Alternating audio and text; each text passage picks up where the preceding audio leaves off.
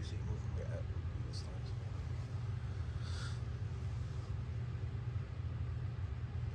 Bismillahirrahmanirrahim. Alhamdulillahi Rabbil Alameen. Wassalatu wassalamu ala sayyidil anbiya'i wal mursaleen wa ala alihi wa sahbihi ajma'een.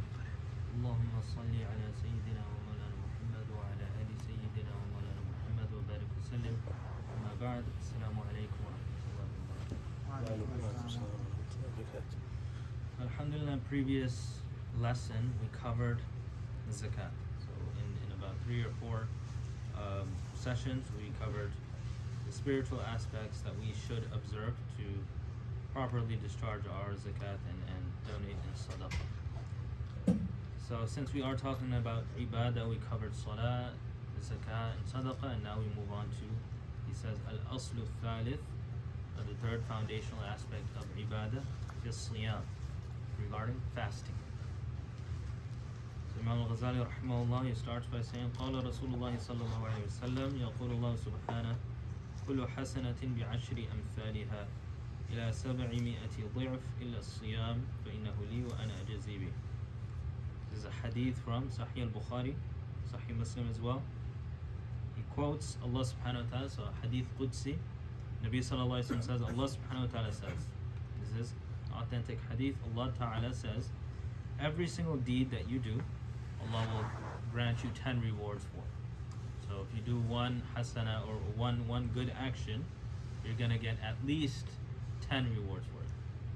So there's no action that you can do that you get 1 reward for. Meaning every single, in this hadith, Allah ta'ala says, every hasana you are going to get rewarded 10 times for it. إِلَى 700 ضِعْف. And that can be even more than 10 times. So depending on your ikhlas, depending on how well you do the action, it can go up to 700. Right, so depending, like you perform salah, the reward you may have gotten from the salah could be from 10 to 700, depending on certain factors. But you're not just going to get 1 reward. So it starts from 10. And in another hadith we see that sins are just 1. There's a very advantageous system. And then Allah Ta'ala says, إِلَّا الصِّيَامِ فَإِنَّهُ لِي وَأَنَا أَجْزِي بِهِ. This system works for all types of ibadah, whether it is salah, or zakah, or hajj, or dhikr, or tilawah of Quran. Every letter of the Quran that we recite, you get 10 rewards for that. So every letter. The exception to this rule is fasting. So fasting doesn't have the same rule to it. Allah says, fasting is for me and I will give its reward. What this means is that you get a special reward for fasting that is not quantifiable in numbers. So for salah, zakah, hajj, etc., you can put a number to it. But Allah subhanahu wa ta'ala says, because there's so much inherent ikhlas in fasting, that reward is kept secret. We don't know exactly what the reward is. Allah has kept it secret for us. But it's going to be a very great reward. It's not less. This hadith is indicating the reward for fasting is much more. One of the reasons, there are many reasons that the ulama mentioned, but one of them is that fasting by nature is an act of worship that contains ikhlas in it. When you perform salah, people can see you doing it. When you're going for hajj or umrah, people can see you. When you're giving zakah, if you're doing it openly, people can see you. And that's why we mentioned giving secretly is so valuable. But fasting, you can't really show. Right? You can say I am fasting, and that's how you will show off by fasting. But you can't display to someone what you're not doing. Right? Fasting is you're not doing something, you're not eating, you're not engaging in sin. All the other forms of ibadah, you are doing something. So because inherently ikhlas is there, no one's going to know unless you disclose that. And even if you disclose it, how do they know you didn't go and eat something or you didn't go and drink something? So there's a lot of ikhlas in fasting itself. And so Allah subhanahu wa ta'ala loves that we have ikhlas for Allah. And so in this hadith he says that he is going to give a special reward for fasting. وقال صلى الله عليه وسلم لكل شيء باب وباب العبادة الصوم. Another narration narrated by Ibn al-Mubarak, Rasulullah sallallahu alaihi wasallam is reported to have said, everything has an entrance. a way to get in. And the entrance to ibadah, the way to get into ibadah is sawm, is fasting. So what does this mean?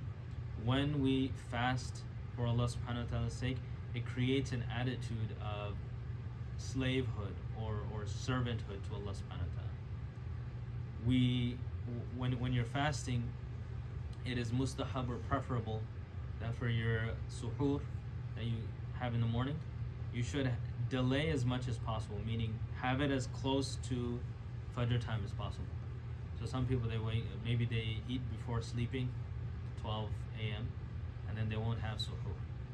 Versus someone, let's say Fajr is at 6 a.m., and you have suhoor at like 5:50. That's more valuable. You get more barakah if you have your suhoor later. Which is counterintuitive. You would think that, okay, it's harder if I have my suhoor at 12 a.m. instead of 5:50. But there's a reason for that. And then it's also mustahab when you're breaking the fast to do it as soon as possible. When the time comes in, you shouldn't delay too much. If you're sure that Maghrib has entered, you look at the chart or whatever, and you know that it's entered, you should not delay. So the reason behind this is you are not entering your own desires into this. Like if you have your own mindset, you would say, okay, if I stay hungry longer, I will get more rewards. But Allah subhanahu wa ta'ala had decided, okay, this is when the fasting starts, this is when the fasting ends.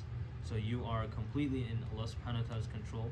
You start when He says to start, you end when He says to end.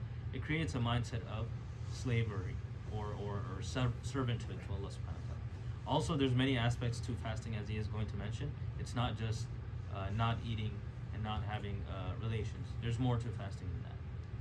And so if we do fasting properly, it creates this attitude of being a servant of Allah. And that's what he's going to highlight here. So those are two ahadith that he starts the chapter with. Now he's going to start mentioning some important points. And as we have mentioned before, this is a summary. Right? For more details, he has his larger book, Ihya Ulumuddin, or the Revival of the Religious Sciences. That's much larger. He goes into much more depth than this. This is a summary of that. It could be seen as a summary of that book. So this is what we need. We don't need to go in too much depth. We just need the essentials, put them into practice, and move on. So he says, وَإِنَّمَا كَانَ الصَّوْمُ مَخْصُوصًا بِهَذِهِ الْخَوَاصِ لِأَمْرَيْنِ. Sawm is special, and it's given this specialty that we have just read in these ahadith for two specific reasons. So he says, what is the virtue of Sawm? There's two reasons why it has all of these virtues that we find in the hadith and in the ayat in the Quran. So what are these two reasons? أحدهما أنه يرجع إلى كف وهو عمل سري لا يطلع عليه غير الله تعالى لا كالصلاة والزكاة وغيرهما. As I mentioned, one of the reasons is fasting is a preventative action. It says kaf. Kaf here means you're not doing something. It's the only ibadah that we have where you don't do something. Right? Salah, you have to move, you have to do wudu, you're doing something. Zakat, you're giving something. Hajj, you're moving around, you're doing so much. Tilaw Quran, you're reciting something. Dhikr, you're reciting something. Fasting, you're not doing something. It's the only ibadah we have where you're not doing something. Right? So he says this is a special type of ibadah. It's a hidden ibadah. Amal sirri means a very hidden type of ibadah naturally. Like I mentioned before, only Allah subhanahu wa ta'ala is aware of this. No one else knows our condition, unlike salah, zakat, etc. So this is one reason why there's so much benefit and virtue for fasting. With thani, and the second issue, and the second thing that gives it so much preference, أنه قهر لعدو الله تعالى.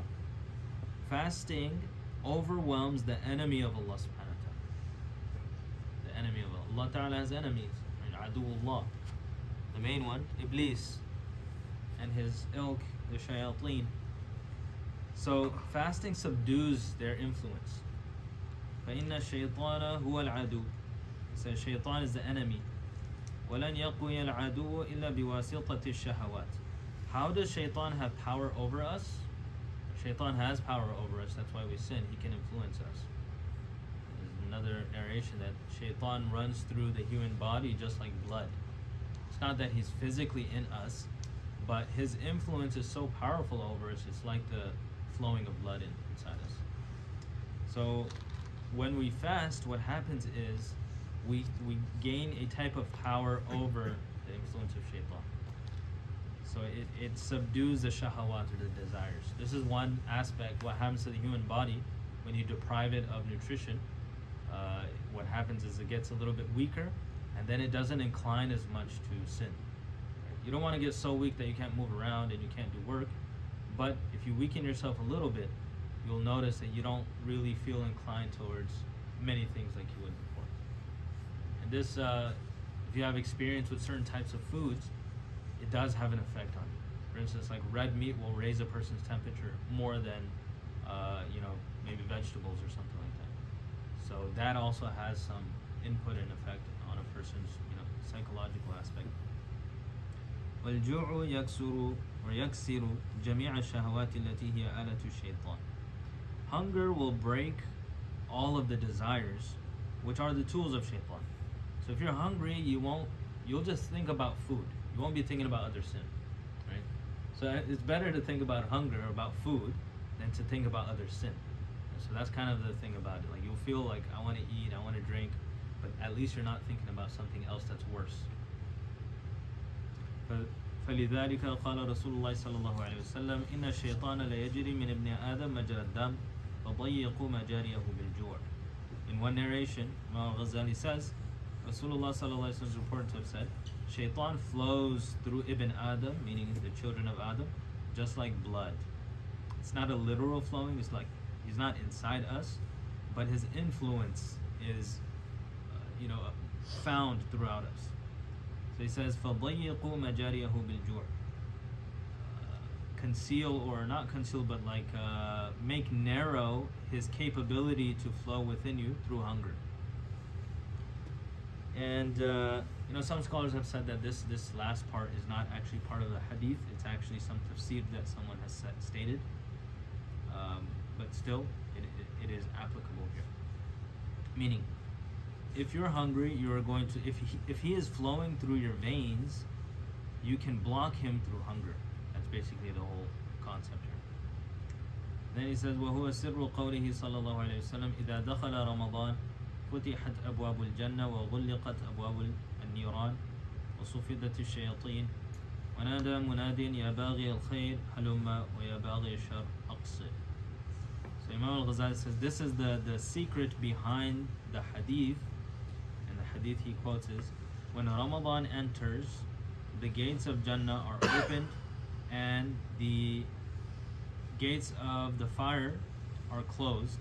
The shayateen are chained up, and they're locked away, they're sealed away, so their influence is less.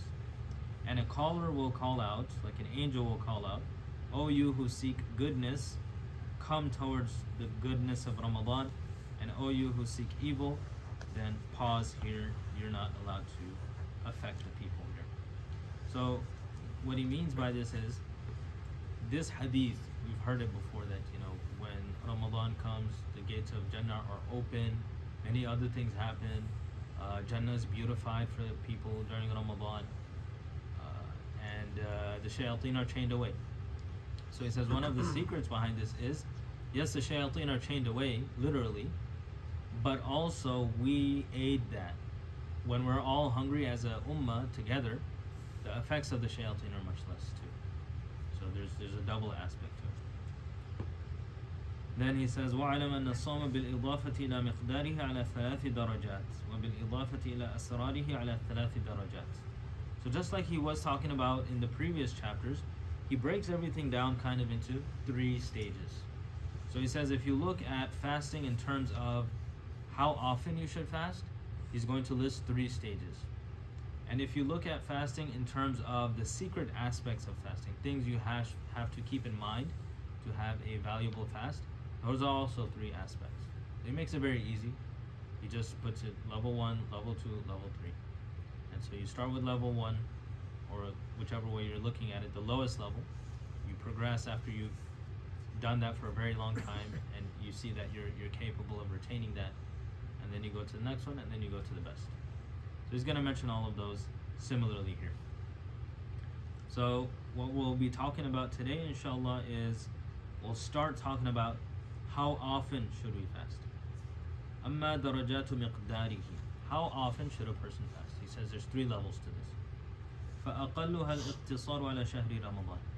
The least that you should do is to at least do Ramadan. That's the least level. Right, remember we were talking about donating and zakat. He said the lowest level is you give your zakat. That's at least do that much. So the fara'id. So the least amount that a person must fast, a Muslim must fast, is the month of Ramadan. And we shouldn't, limit ourselves to this. Right? We should do a little bit more than the month of Ramadan in order to get the benefits of fasting. What's really unfortunate is that when we hear there are physical benefits of fasting, then we start doing it. And when we hear there's so many spiritual benefits that Rasulullah mentioned, then we find ourselves kind of lazy. It's a weakness of our faith, because I can see what is present here. I want those physical benefits. I want to look better, feel better, so I do that. But in regards to my akhirah, I'm not thinking about it. It's a weakness of faith. Only in recent times people are really promoting fasting nowadays. Right? The non-Muslims, they're fasting all the time. They drink water and everything, but they're not eating for a very long period of time. But we've had this in the ummah for so long. So this has been it should be a habit of Muslims to eat less also. So anyway, coming back to the point, he says that the lowest level in terms of amount and quantity, at least Ramadan. And then he goes to the highest, because he wants to share with us the middle path. He says, this is what I feel is best for you. The highest is oftentimes difficult. وَأَعْلَاهَا صَوْمُ دَاوُودَ عَلَيْهِ السَّلَامِ. The highest version of fasting, the best type of fasting, is the fast of Dawood alayhi salam. It's called Sawm Dawoodi. وَهُوَ أَن تَصُومَ يَوْمًا وَتُفْطِرُ يَوْمًا. The Sawm of Dawood alayhi salam is that you fast for one day and you don't fast the next day. So every other day you're fasting. Your whole life, every other day. This was the fasting of Dawood alayhi salam. Now Rasulullah sallallahu alayhi wa sallam didn't fast this way, but he recommended it. So the sunnah is not only what Rasulullah sallallahu alayhi wa sallam has done himself, but also his recommendations. So if he recommended something, we count that as a sunnah. It's an approval. So he approved and he recommended the fast of Dawood alayhi salam. He spoke highly of it. And that is what it is. Every other day fasting for your whole life. And one of the benefits is that you don't ever get accustomed to a schedule, because the days of the week that you fast is also being alternated. Because you fast every other day. In this week, perhaps you have a Monday, Wednesday, Friday. Then the next week is going to be on a Tuesday. If you see, it's not going to match up the same. If you do so, it's never going to match up the same. So you never, and then there's other aspects to it as well. They say that if you fast one day, if you fast continuously, let's say a person fasts for a month straight, you get used to it.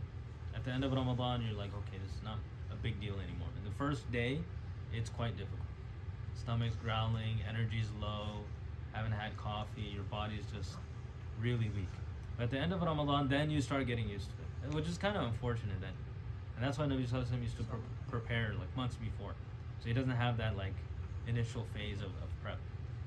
So we start getting used to fasting like the last week, which is kind of anyway. But Sawm Dawood, what it does is it doesn't allow you to get accustomed to it, because you're fasting one day, the next day you eat, and so whatever you've built up, that tolerance, it goes away somewhat. Then the next day you're fasting again, so it's just as difficult. Then you break that tolerance again, and then you do it again and again. So the idea is to cause difficulty to the nafs, and based off of the difficulty you experience, you get more reward. Right, so he says here, ففي الخبر الصحيح, in a sahih narration, أن ذلك أفضل من صوم الدهر وأنه أفضل الصيام. So there is a narration Imām al-Ghazālī is saying, fasting the style of Dawood alayhi salam is better than fasting every single day. So if you were to fast every single day the whole year, you would actually get more reward doing every other day, which is khilaf al-qiyas, meaning it's counterintuitive. You wouldn't think this way. Because for instance, if I do 100 rak'ahs of nafil, isn't that better of 50 rak'ahs of nafil? Of course. But it doesn't work the same in fasting. Actually, you get more reward this way. I'll explain why. There's a hikmah behind it. وَأَنَّهُ أَفْضَلُ الصِّيَامِ, it is the best of fasting. And then he says, وَسِرُّهُ, what is the secret behind the fast of Dawud alayhi salam? أَنَّ مَنْ صَامَ الدَّهْرَ صَارَ الصِّيَامُ لَهُ عَادَةً. So he's mentioning what I just mentioned. He says, why is the fasting of Dawud alayhi salam so valuable and more rewarding than fasting every single day?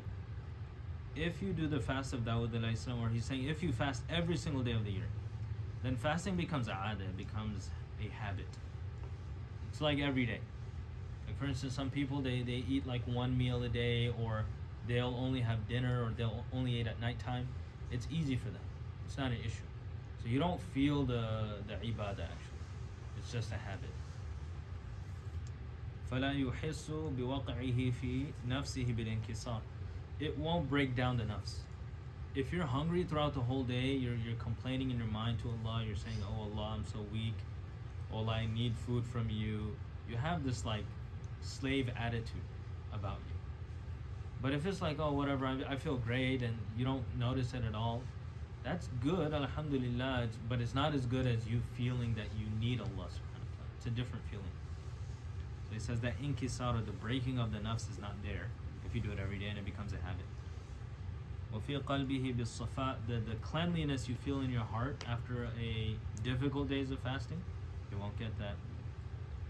وَفِي شَهَوَاتِهِ بِالضَّعْفِ, in your shahawat. And this is one of the spiritual benefit we get from fasting, is the weakness of the desires. Like I mentioned before, every type of ibadah has a spiritual benefit. Salah's spiritual benefit is to remove pride, because you're putting your head and all of this down before Allah. You destroy your pride. The benefit of zakat is to remove greed. And the benefit of fasting is to remove desires. All the extra haram desires that we have, fasting is very good in that benefit.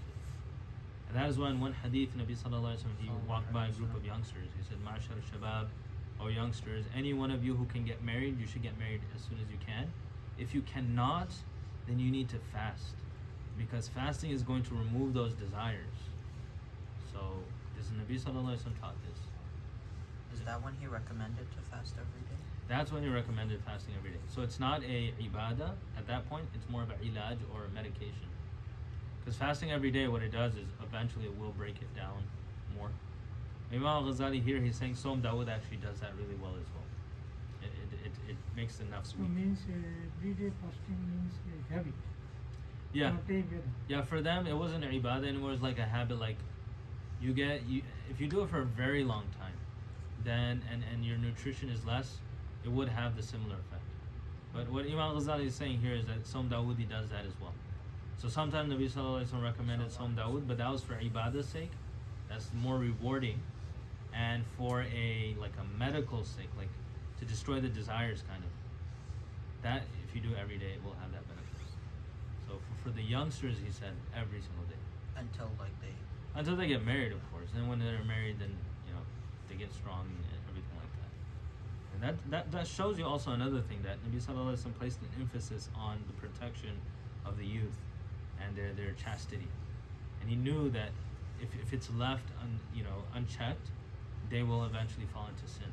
So he was telling them, you have to be very careful. He said, anyone who has the capability, you have to do it. مَنِ اسْتَطَاعَ مِنْكُمُ الْبَاءَةَ فَلْيَتَزَوَّجْ. Anyone who has the capability of getting married, then get married. It's a command. And then those of you who cannot, you don't have enough, the financial situation or whatever happened, you can't get married for some reason, you have to take care of your family or whatever, then you have to fast. So he says, فَإِنَّهُ لَهُ وِجَاء. Wija is like the suppression of the desires. Monks in the past, they used to do something that is haram. They used to destroy their private organs. Yeah, they would destroy their private organs because they didn't want to feel desire. One Sahabi came to Nabi sallallahu alaihi wasallam. He asked permission for it. So he's like, no, you can't do that. It's not permissible in Islam. To harm our bodies, even tattoos and stuff like that, we can't do it. Any change in the body is not allowed in that sense, unless it's like a huge defect. Then you can. But here he prohibited that, and then he recommended Sawm for them. So it does have that similar effect if you do it continuously for a very long time. Alright, so let's see. I will finish this. Let's see how much I can do. If you guys don't mind, maybe closer to 9. Inshallah, we'll have a little bit longer today. Because he has like quite some paragraph talking about Sawm Dawood. I don't want to stop in the middle. So anyway, he says regarding the shahawat, when you are doing Sawm Dawood, it does decrease. فَإِنَّ النَّفْسَ إِنَّمَا تَتَأَثَّرُ بِمَا يَرِدُ عَلَيْهَا. The nafs gets affected by what comes to it. لَا بِمَا مَرَنَتْ عَلَيْهِ. Not from what you become habitual of. So what he's saying is, if you want to change your nafs, you want to get better, you want your nafs to not have that many desires, you need to force it to do stuff. You have to force stuff on yourself. So like ibadah, for instance, it's not fun at first. Like praying, tahajjud and stuff is hard. Waking up, and especially nowadays with cold water and all that, waking up in the early morning, for normal people, tahajjud is very difficult. But you have to force it on yourself. The nafs finds it like really annoying actually. But what will happen is when it becomes habitual of it, the nafs becomes soft and it obeys you. Your nafs will obey you. Then when you want to do good deeds, the nafs will be like, alright, let's do it. But it takes time. So he says here that if you want to control the nafs, you have to be able to force it to do stuff. فلا يبعد هذا فإن الأطباء أيضا ينهون عن اعتياد شرب الدواء وقالوا من تعود ذلك لم ينتفع به إذا مرض إذ يألفه مزاجه فلا يتأثر به. So he says, he compares this to medication. When you go to the doctors, he's mentioning this back, almost 1,000 years ago. Doctors, when they prescribe a medication, they will tell you how much to take of it, and you have certain cycles, right? What do they call it? Is it a cycle? You have a certain cycle, a prescription amount, and you cycle off of it for certain medications, and then you'll get back on it. Why do they do that? Because if you don't cycle off of it, the body becomes accustomed to it, and it will no longer benefit from that medication. So whatever medication, those that do that cycles, you take it, you benefit from it, then you get off of it, and then the body becomes sensitive again, and then you take it again, they don't have an effect. But if you just, every single day you're taking that medication, it will no longer affect you because your body builds a tolerance. So he's saying same thing here. If you do fasting every single day, your body will develop a tolerance and it won't have the same effect. Okay. We can stop here because inshallah we can pause here. One last thing I'll mention about the benefit of Sawm Dawood. And it's still difficult. I even had this question, like, why? How can, if I fast every single day, why am I not getting the reward of fasting every other day? I still didn't get it. Like, yeah, he's mentioning the spiritual benefits. It won't benefit as much if you fast every day and you get used to it. But I still couldn't understand the reward aspect. Because in my mind, if I do 100 rak'ahs is better than 50. So why not with fasting? It definitely should be if I'm doing a full years of 300 days of fasting, 360 days of fasting should be better than 80 or whatever. So I asked some of my teachers, they gave this response, and then I don't know if one of my teachers told me or I read somewhere or just clicked somewhere, and I believe one of my teachers told me this, and it made sense to me then.